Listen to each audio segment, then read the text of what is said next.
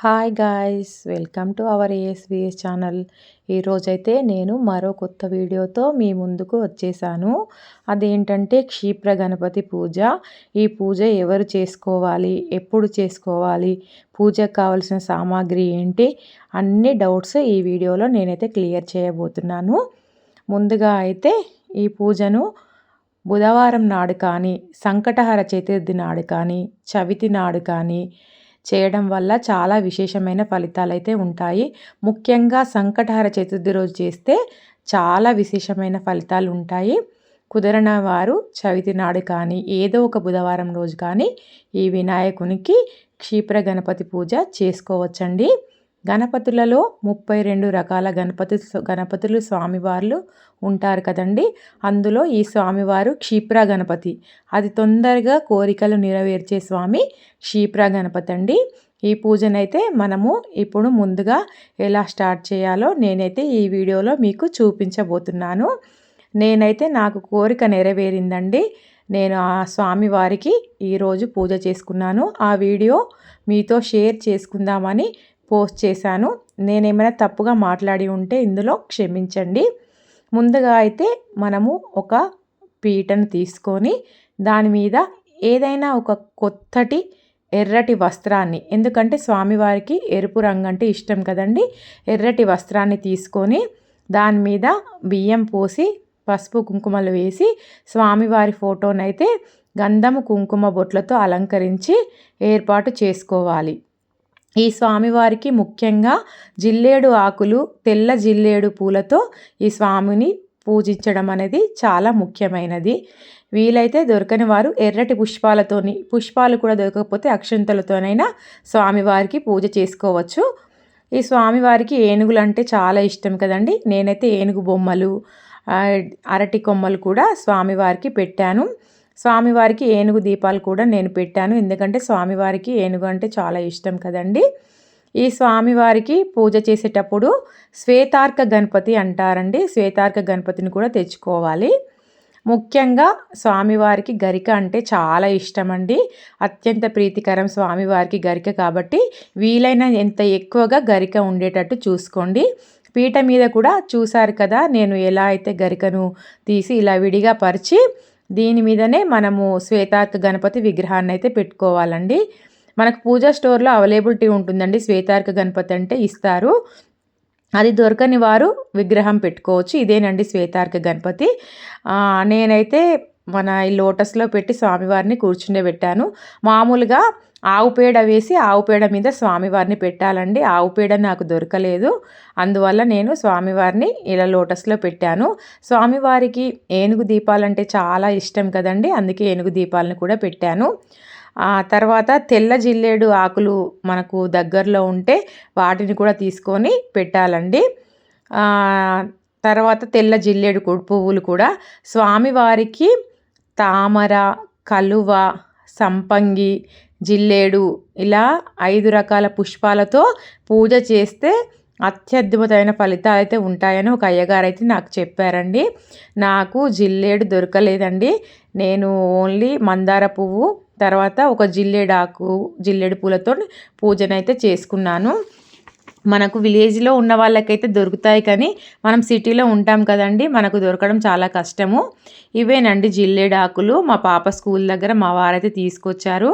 నేను ముందుగా పీట మీద వేయడం మర్చిపోయాను, అందుకే తీసి మళ్ళీ పెట్టానండి. కంపల్సరిగా స్వామివారికి ఈ జిల్లేడు ఆకులు పెట్టండి, లేదంటే తమలపాకులు కానీ మామిడాకులైనా పెట్టి దాని మీద ఆవు పేడ పెట్టి స్వామివారిని కూర్చోబెట్టండి. ఈ పూజ చేస్తే మనకు ఏ కోరికైనా 6 రోజుల్లోనే నెరవేరుతుందండి. తప్పకుండా నెరవేరుతుంది. నాకైతే నెరవేరిందండి, అందుకే నేను స్వామివారికి పూజ చేస్తున్నాను. ఇది ఎవరు అంటే పిల్లలు కూడా ఇంట్లో మొండిగా ఉన్నవాళ్ళైనా, చదవకపోయినా, ఇంకా ఎలాంటి సమస్యలున్నా పిల్లలకు ఈ పూజ చేసిన తర్వాత ఆ నైవేద్యాన్ని మనము చంద్రకిరణాలు పడేలా చూపించి పిల్లలకు తినిపిస్తే చాలా మంచిదండి. వాళ్ళు విద్య, బుద్ధి, తెలివితేటలు చాలా చక్కగా ఉంటారు. మీ ఇంట్లో పిల్లలనుంటైతే అలా కంపల్సరీగా చేయండి. పసుపు గణపతిని కూడా కంపల్సరీగా చేసుకోవాలండి. నేను కూడా పసుపు గణపతిని చేసి పెట్టాను.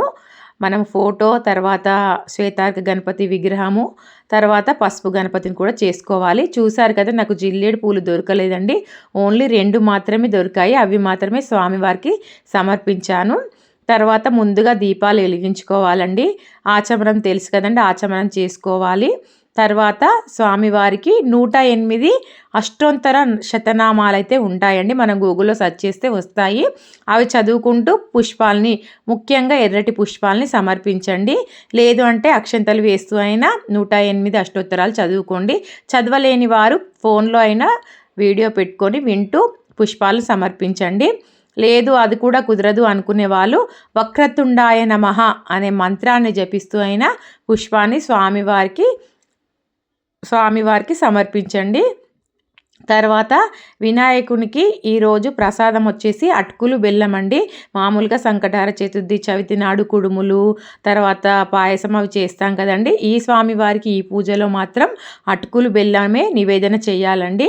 అటుకులు బెల్లమే నివేదన చేసిన తర్వాత మనము బయటకు వెళ్ళి చంద్రకిరణాలు పడేలా చూసి తర్వాత మన ఇంట్లో వాళ్ళు ఆ స్వామివారి ప్రసాదాన్ని స్వీకరించవచ్చు.